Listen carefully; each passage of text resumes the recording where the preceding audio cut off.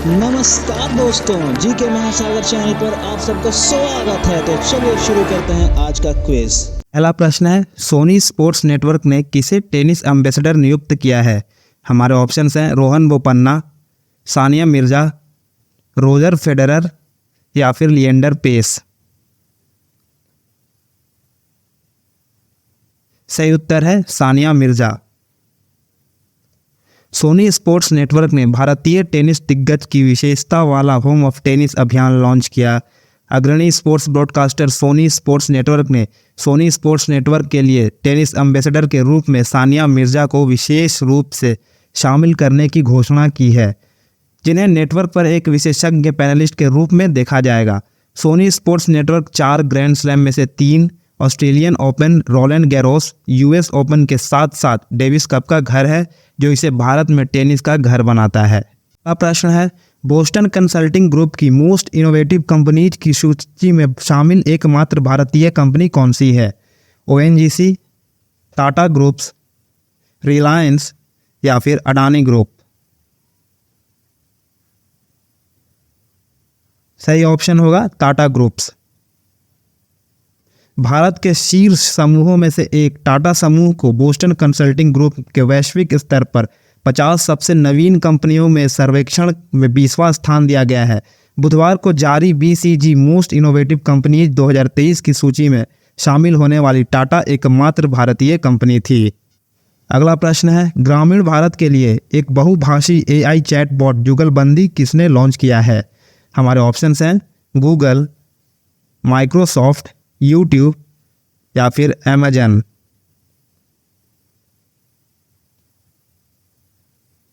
सही उत्तर है माइक्रोसॉफ्ट। माइक्रोसॉफ्ट ने एआई संगठनों ओपन एआई और एआई 4 भारत के साथ मिलकर मोबाइल उपकरणों के लिए डिजाइन किया गया एक एआई चैटबॉट जुगलबंदी लॉन्च किया है, जो सभी भारतीयों, विशेष रूप से वंचित समुदायों के लोगों को 171 सरकारी कार्यक्रमों तक जानकारी पहुंचाने में मदद कर सकता है। आवाज़ पहचान और प्राकृतिक भाषा प्रसंस्करण मॉडल का उपयोग करते हुए जुगलबंदिकन भारत में 10 आधिकारिक भाषाओं में पाठ और आवाज़ प्रश्नों को समझ, प्रतिलेख और अनुवाद कर सकता है। एक ऐसा देश जहां 120 विभिन्न भाषाएं बोली जाती है। अगला प्रश्न है, यूएसए ने किस कंपनी की कोविड के उपचार की पहली एंटीवायरल पिल पैक्सोलोविड को मंजूरी दी है? हमारे ऑप्शंस हैं Bharat biotech, serum institute, Mankind pharma या फिर फाइजर। सही उत्तर है फाइजर। संयुक्त राज्य अमेरिका ने बुधवार को गंभीर बीमारी के जोखिम वाले 12 वर्ष और उसके अधिक उम्र के लोगों के लिए Pfizer Inc PFIN antiviral COVID-19 गोली को अधिकृत किया, जो पहले मौखिक और घरेलू उपचार के साथ साथ तेजी से फैलने वाले ओमिक्रॉन के खिलाफ एक नया उपकरण है। कंपनी के क्लिनिकल परीक्षण के आंकड़े के अनुसार फाइजर का एंटीवायरल रेमिजन पैक्सोलोविड गंभीर बीमारी के उच्च जोखिम वाले रोगियों में अस्पताल में भर्ती होने और मृत्यु को रोकने में लगभग 90% प्रभावी था। अगला प्रश्न है, बर्ड फ्लू H5N1 के बढ़ते मामलों के कारण कहाँ 6 माह की एनिमल हेल्थ इमरजेंसी लगाई गई है? हमारे ऑप्शंस हैं ब्राज़ील, कनाडा, मैक्सिको या फिर मेक्सिको। सही उत्तर है ब्राज़ील। जंगली पक्षियों में एवियन फ्लू के कई मामले पाए जाने के बाद ब्राज़ील ने 6 महीने के पशु स्वास्थ्य आपातकाल की घोषणा की है। एस्पिरिटो सेंटो राज्य में 7 मामले सामने आए हैं, जबकि रियो डी जेनेरियो राज्य में एक और मामला सामने आया है।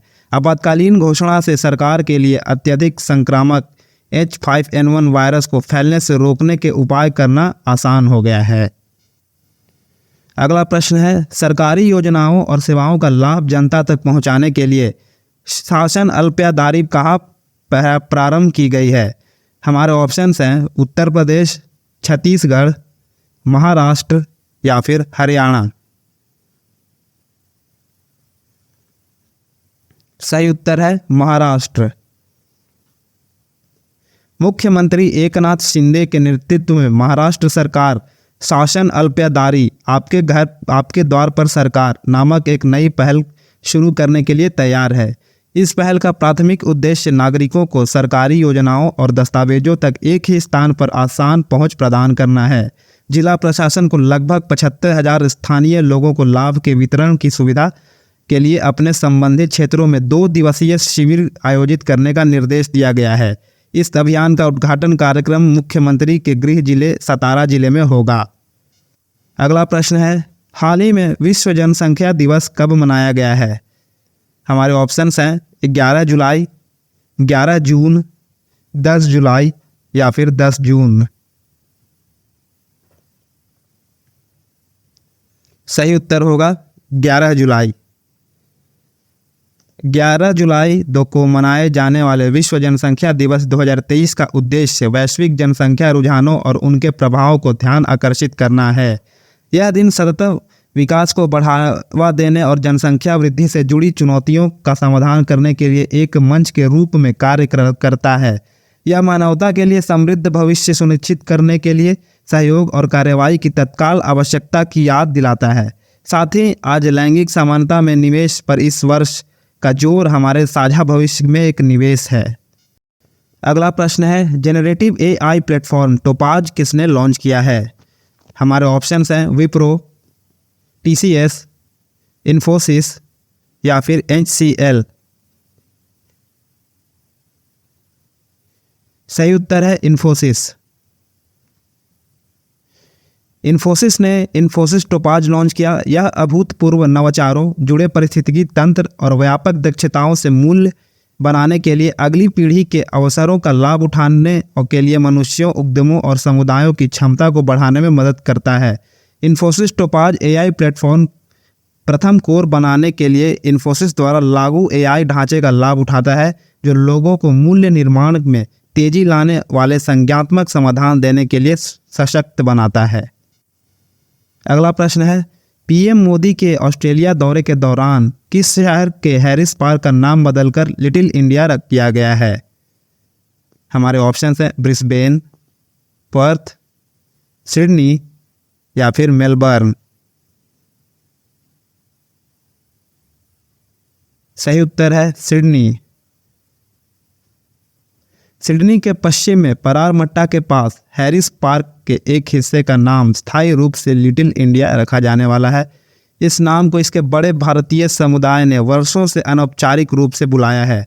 यह परिवर्तन ऑस्ट्रेलिया और भारत के बीच एक महान मित्रता का संकेत होगा। अगला प्रश्न है, भारत की राष्ट्रीय क्रिकेट टीम का मुख्य प्रायोजक कौन बना है? हमारे ऑप्शंस हैं ड्रीम 11, ओप्पो, जियो या फिर वीवो। सही उत्तर है ड्रीम 11। BCCI ने घोषणा की थी कि भारत का सबसे बड़ा fantasy sports gaming platform dream 11 3 साल की अवधि के लिए टीम इंडिया का मुख्य प्रायोजक है। ड्रीम 11 बायजूस की जगह लेगा, जिसने मार्च 2023 में BCCI के साथ अपना अनुबंध समाप्त कर दिया था।